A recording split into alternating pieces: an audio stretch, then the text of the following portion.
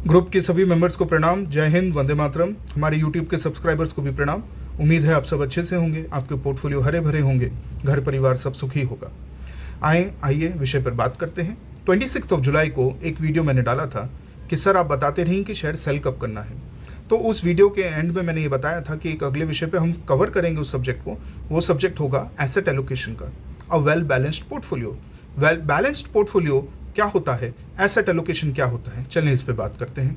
बहुत ही सिंपल है, बहुत कॉम्प्लिकेटेड नहीं है, और सिंपल हिंदी में थोड़ा सा इंग्लिश मिक्स। उम्मीद है आपको समझा पाऊंगा, आप समझ पाएंगे। देखिए, विषय इस तरह का रहता है कि अगर आपका पोर्टफोलियो 1 लाख रुपीज़ का है, कितना 1 लाख रुपीज़, 1 लाख का पोर्टफोलियो, और आपने किसी कंपनी के 5,000 रुपये के शेयर्स बाई किए हैं, तो मेरे हिसाब से ये ओके है, नो प्रॉब्लम। मगर आपका पोर्टफोलियो अगर 1 लाख का है और आपने किसी कंपनी के 1 लाख के पोर्टफोलियो में किसी कंपनी के 30,000 रुपये के शेयर बाई किए हैं, तो ये वेटेज गड़बड़ हो गया। ये एसेट एलोकेशन प्रॉपर नहीं है। आपने अपने कैपिटल को एक डाइवर्सिफाइड तरीके से स्प्रेड करना है। 1 लाख के पोर्टफोलियो में एक ही कंपनी के 50,000 के शेयर आपने खरीद लिए, ये ठीक नहीं है, ये बैलेंस्ड पोर्टफोलियो नहीं है। हाँ, अगर आपका पोर्टफोलियो 50 लाख का है, ठीक है, 50 लाख के पोर्टफोलियो में अगर किसी कंपनी के आपने 5,000 के शेयर खरीदे, ये भी गलत है। 50 लाख के पोर्टफोलियो में आपने 1, 1.5 लाख, 2 लाख तक का कंपनी में निवेश आवश्यक होता है। लोग अभी ये भी पूछने लगे हैं कि सर आप ये बता रहे हैं कि ये कंपनी आप बाय करें, आप ये नहीं बताते कि ये कंपनी के कितने शेयर बाय करना है। देखें दोस्तों, कभी भी कंपनी के कितने शेयर बाय करना है ये कोई भी इन्वेस्टर, एडवाइज़र, कोई भी ये नहीं बताएगा। क्यों नहीं बताएगा? क्योंकि सबकी अपनी पॉकेट की अलग कैपेसिटी होती है। मेरे हिसाब से किसी भी कंपनी का आपके पास एक शेयर है ना, तो वो भी बहुमूल्य है। 1,24,000% का रिटर्न बजाज फाइनेंस ने दिया है। अगर किसी ने 500 रुपये बजाज फाइनेंस में लगाए होते तो वो भी 6,20,000 रुपये बन जाते हैं। 1,000 लगाते तो 12,40,000 बनते हैं। ये कंपाउंडिंग के मैथमेटिक्स को हमको समझने की आवश्यकता है।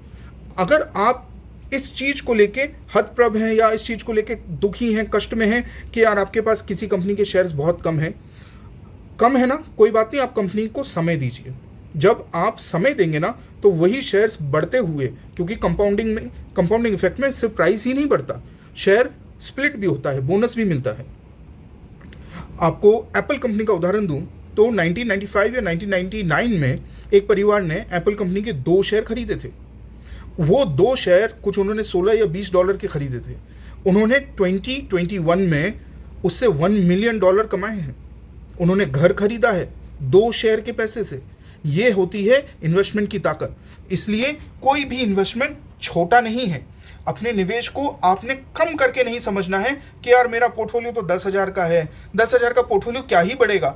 भाई 10,000 का पोर्टफोलियो अगर आप उसको 20 साल देते हैं, by the power of compounding of 20 to 25%, तो 10,000 का आपका 50 लाख हो सकता है। ये कपोल कल्पना नहीं है, ये वास्तविकता है, कंपाउंडिंग की ताकत है।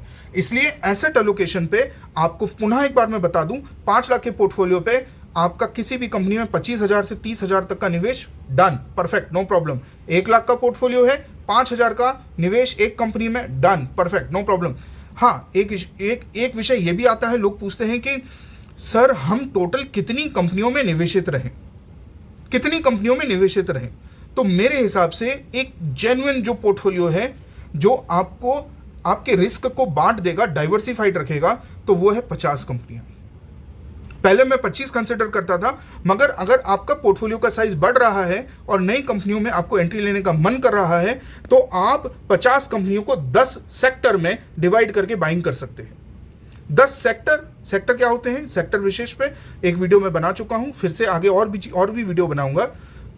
सनराइज सेक्टर क्या होते हैं, जैसे सनराइज सेक्टर है, डिफेंस एक सनराइज सेक्टर है। Mining is consistent and mining आपको हमेशा रिटर्न देता रहेगा। इंफ्रास्ट्रक्चर, सीमेंट का sector, hospitals, hospitality, okay, getting it.